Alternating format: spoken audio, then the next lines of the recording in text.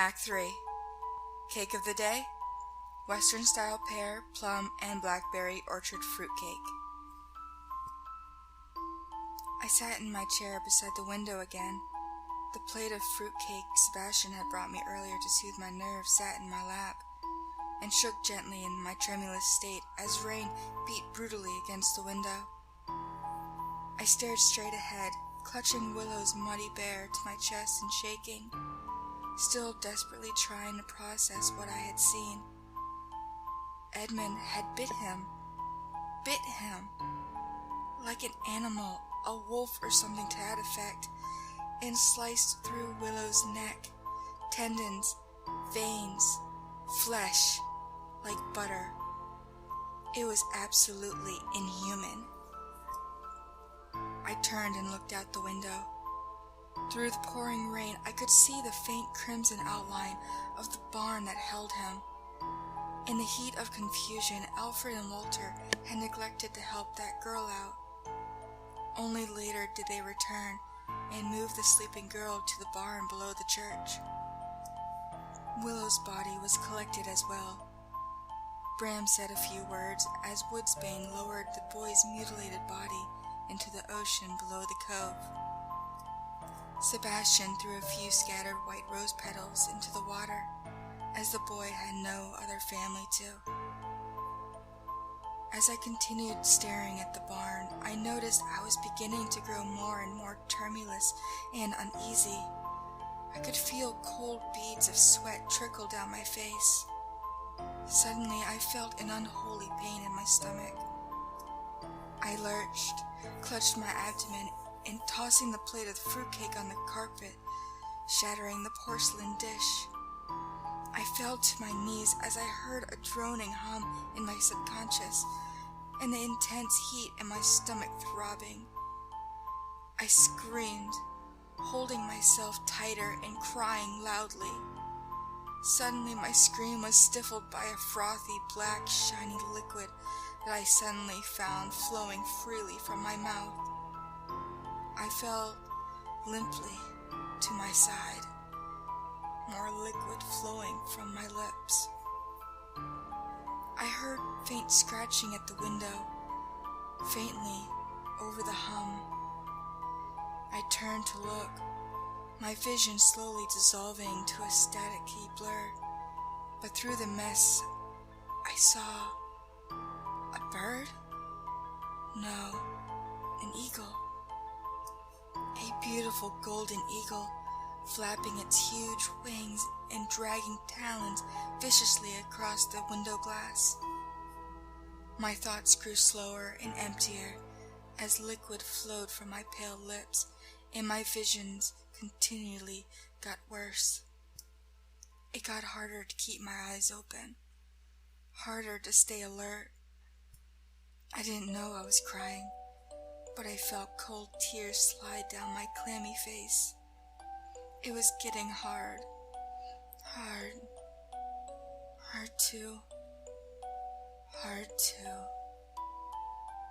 to. Lord have mercy.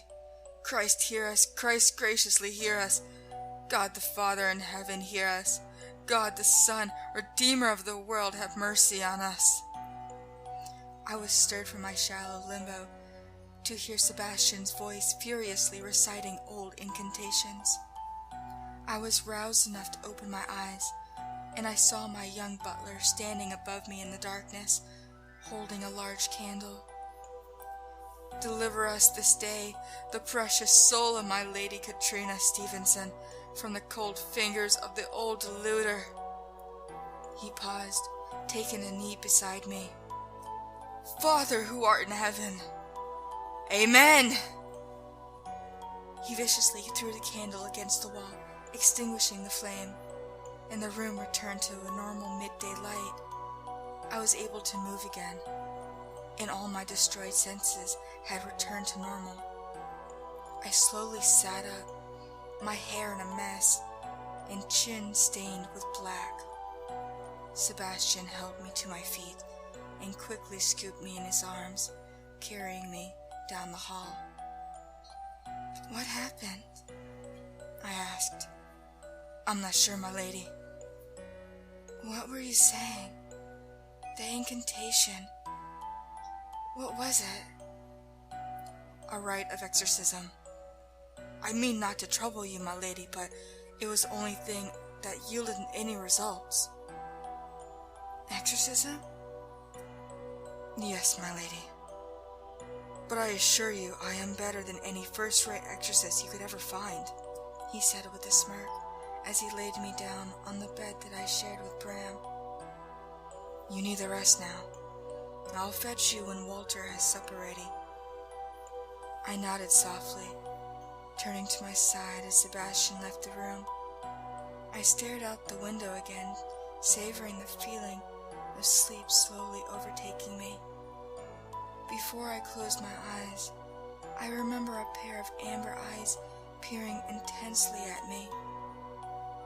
They belonged to a beautiful eagle. Act 4. Cake of the day? Apple and raisin deep pie. The next day was less rainy, but much colder.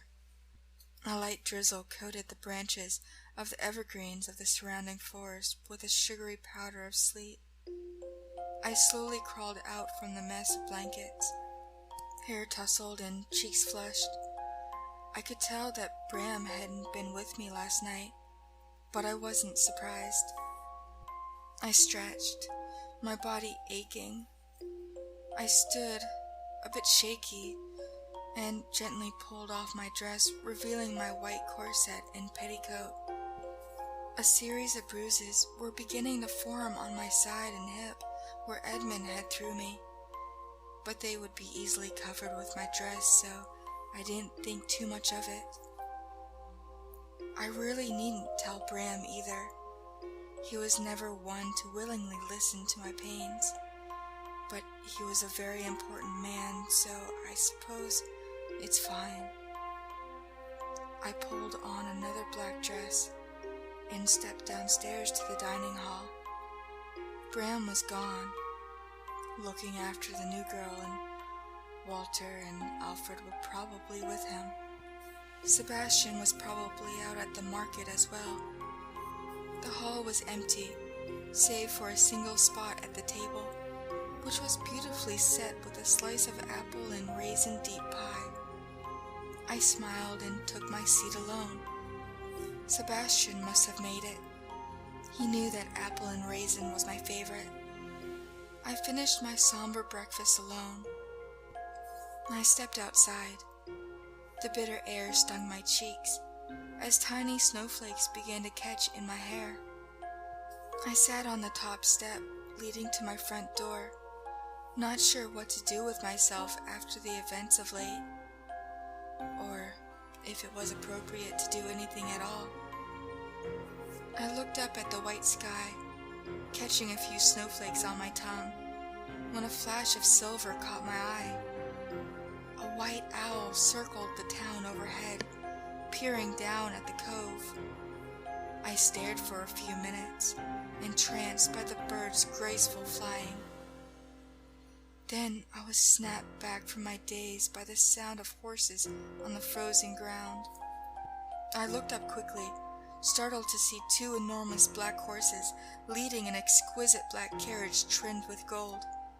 It was odd to see such an expensive carriage and exquisite horses around this area. The odd thing about the carriage was that no one was driving the horses. It looked as if it had been abandoned.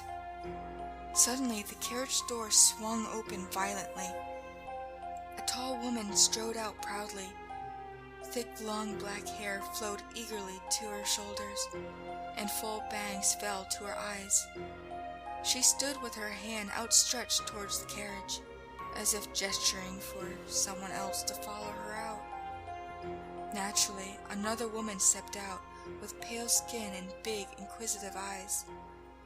She had ghostly blonde hair with a small wave.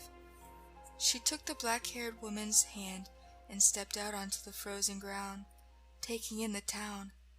"Well, darling, it's certainly no Helensky."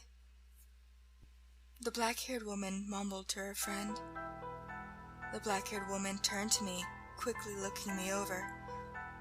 My name is Blair Button, and this is Seal Watson, my comrade.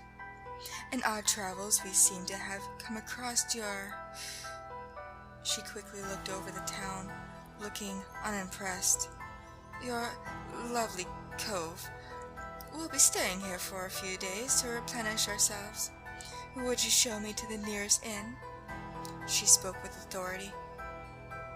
Oh, of course, I stammered, still a bit shocked. My name is Katrina Stevenson, and this place is called Candle Cove. Bram Stevenson is the preacher here. He is also my husband.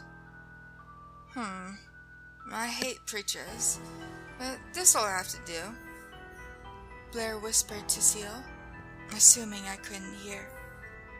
I looked down as I felt my cheeks turn red hotly, pretending I indeed didn't. I got up promptly, face down. I'll show you to the inn, I said flatly, and began to walk in the direction of the inn. As I began to take another step, I suddenly felt the same burning pain from the night before. I began to sweat, terrified. I tried to ignore it as I continued walking, but as I took another step, the pain became suddenly unbearable, and I collapsed to my knees. My vision became blurry as I crawled forward like a scared animal, and eventually collapsed to my side, a droning hum in my subconscious. I blinked slowly, smooth liquid beginning to flow freely from my lips. Suddenly, I felt a comforting grip on my arms. It pulled me to my back, and through my staticky mess of vision, I was able to make out the ghostly outline of Seal Watson.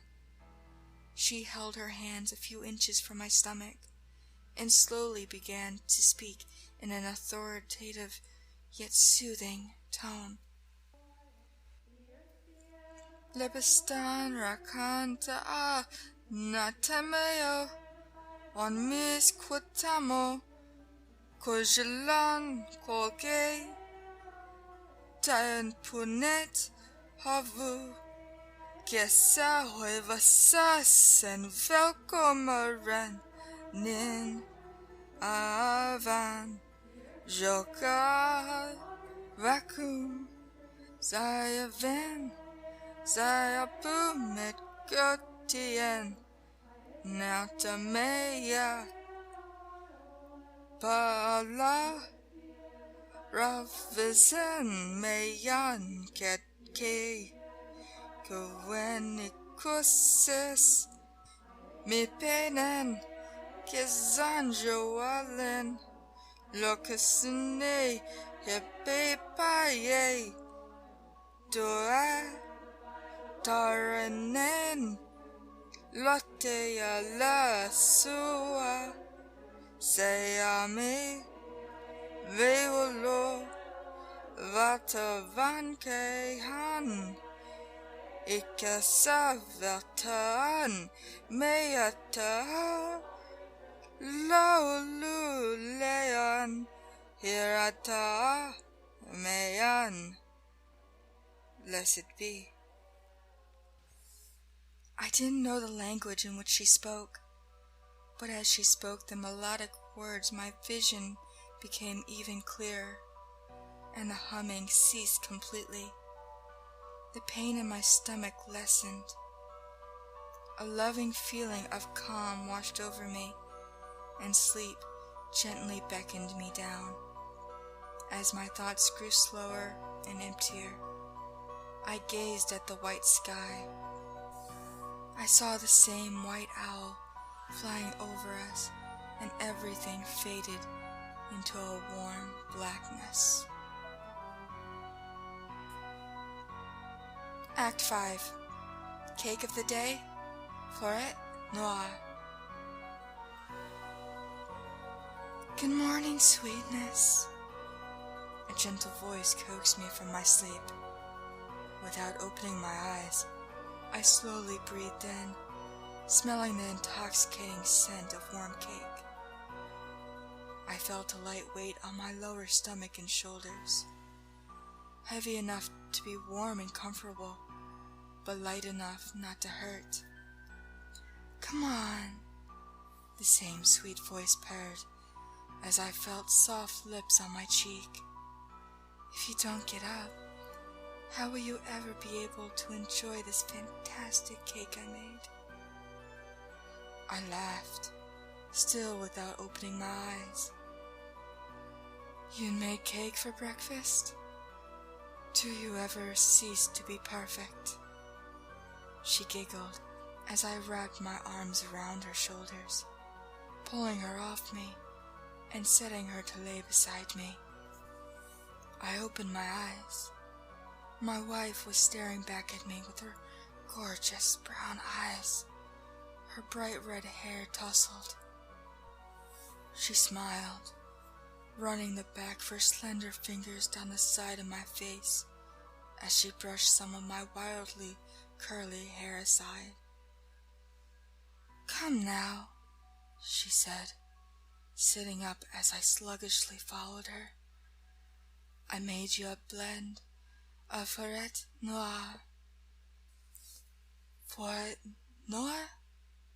I said, struggling to pronounce the French words. She giggled.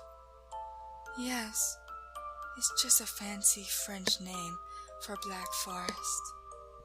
"Oh, that I can say," I replied, smiling. "Come now, Malovo," she said, hopping off our bed and tugging gently at my arm. "Ah, fine, fine," I said, following her into the kitchen, where a lovely display of cake was set at the table before me. I sat, and she sat across from me, peering intently at my face. I began to eat the cake, and it was amazing to say the least. "Victoria, I dare say this is the best cake you've ever graced me with." She smiled, crinkling her nose in a laugh. "Milo, you have my deepest thanks." "Say, did you hear about Myrtle?" I asked after a few moments of gay conversation. "Why, no," Victoria said, looking up from her own slice of cake. "What happened?" "She started having these, well, the only way her mother could describe it was hysterical fits. She was screaming and crying all night, and later she began bleeding from her nose, eventually vomiting her own blood." Victoria slowly raised her hand to her mouth in shock, her eyes wide. "And what next?" she asked intently. "She just ran off in the middle of the night.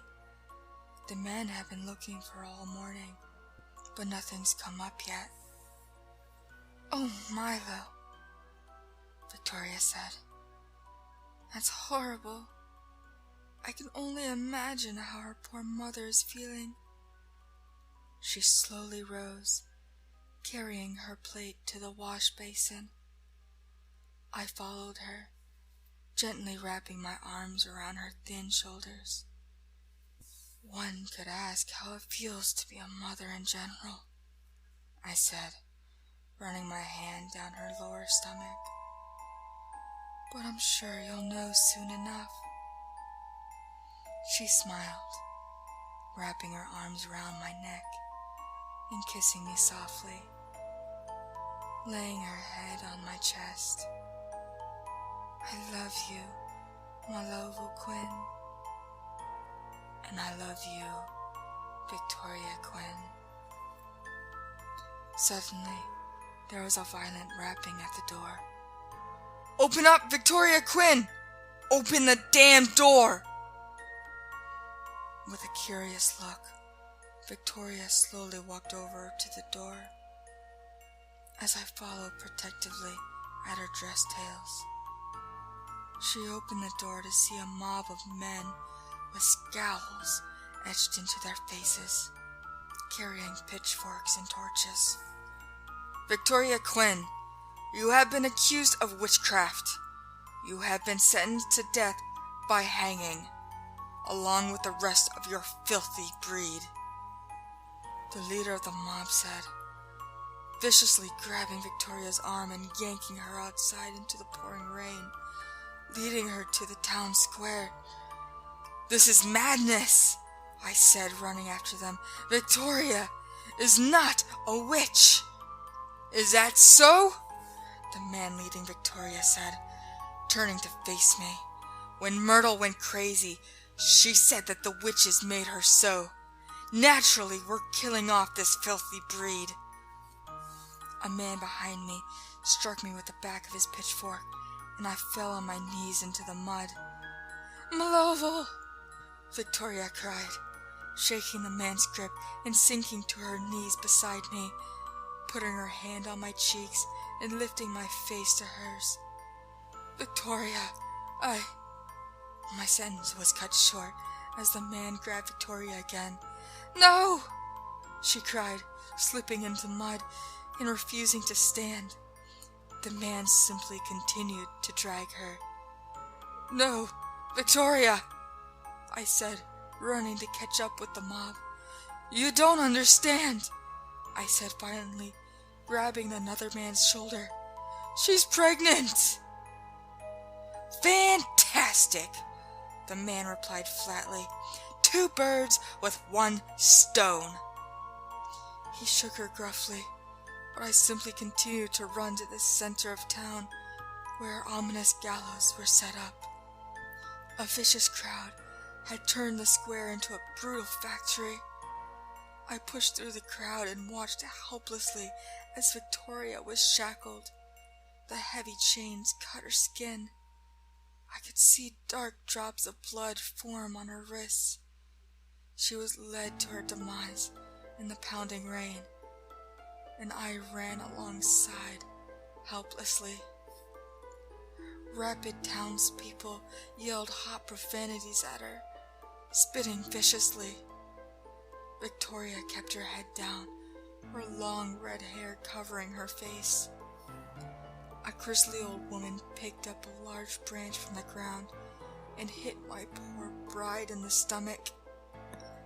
She screamed and fell to her knees in pain, and I pushed through the mob to see her. A dark string of saliva and blood hung from her pale lips as men yanked her to her feet and dragged her to the gallows platform. One man laced the noose over her neck. Another came in front of her, laughing at her, mocking her will to survive. He raised his hand as the crowd cheered him on, and violently struck her cheek, spraying blood from her mouth. She looked up helplessly to the dark wood, staring sadly at a small red cardinal sitting atop the gallows. Then she turned her gaze to me. She stared with a ghostly, sad, lifeless sonder as a tear rolled down her cheek. Suddenly, a man pulled a lever on the side of a horrible machine, and Victoria fell as the cardinal flew away. I screamed, falling to my knees, cursing and crying. The brutal rain berated my face. I didn't know how long I was there, but when I finally was calm enough to be aware of my surroundings, I saw that the crowd was gone, and Victoria was left hanging there. I sprinted to the gallows and cut the rope, Victoria's limp, cold corpse falling into my arms. I fell to my knees again, cradling my wife, and I silently wept into her stoic, cold, bloodied, and bruised face. "Victoria," I stammered over my crying. I'm so sorry. I gripped her thin shoulder as tears fell to her dress. Victoria! I screamed, throwing my head back and calling into the heavens. Father, why? Why? I screamed, viciously calling on the God that let her die. My wife and my child, both dead. Why? It was evil. Pure evil. Evil.